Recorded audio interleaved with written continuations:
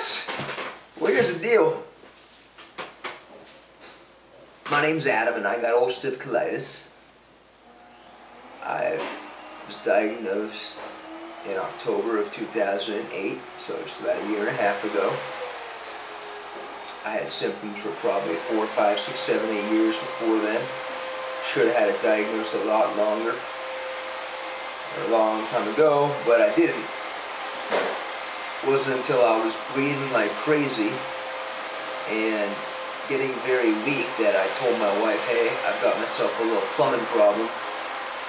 And she pretty much freaked out, wondered why the hell I hadn't told her anything. I don't have any good reasons why I didn't. Just in denial. You know, originally I thought I had some type of ulcers, then I thought I had some type of hemorrhoid, and when I had my colonoscopy in Palo Alto, the colonoscopy doctor said I've got severe ulcerative colitis, totally inflamed all the way up the colon, whole way, and he showed me the pictures to prove it. So at that point, I was given a prescription for a drug called Asacol, and along with the Asacol prescription, I got in my wife's car and we drove down to go get some medications. At that point, I really did not know what ulcerative colitis was. I do have an uncle that has Crohn's disease who has his colon removed, but I really was not sure what I was getting into, or what I was already into. Long story short is I've gone through all kinds of medications, from Asacol, Colazole, Sulfasalazine, Prednisone, Remicade, Humira, Rowasa. Nothing has worked on the medication side. I do have quite a few side effects to show though. And eventually I met someone with UC, ulcerative colitis, like myself, who turned me on to a new way of thinking by changing my diet, which is what I did that day. That was August 11th, 2009, about 5 months ago. And I instantly went from 10 to 15 bowel movements a day down to 1 or 2, about 36 hours later. So I'm going to set up a whole bunch of videos for everyone else to hopefully learn from. I'm sure there's all kinds of conflicting views out there.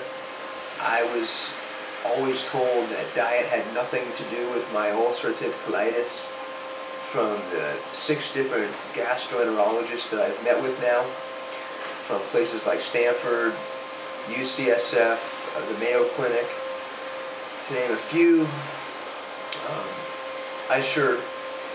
I'm positive diet has something to do with it, and someday I will test my theory by going off of my diet and seeing what happens with my colitis. I don't want to do that right now because I've been symptom-free for 5 months and I'm enjoying that. I finally have my life back again, and I'm hoping anyone else suffering has the opportunity to say that as well. Nothing better than not being sick. So this is the first of many videos, and I encourage you to go to my website, www.ihaveuc.com. You can probably hear my wife vacuuming in the background. I'll see if she can not do that next time we shoot a video, and I plan on talking about a whole bunch of different foods that I eat, things I do, things I don't do. Hopefully we can get some other people to come on and talk about their own experiences. There's a lot of options out there, and you can email me if you like at ihaveuc@ihaveuc.com. My name's Adam. I'm more than happy to answer any questions I can.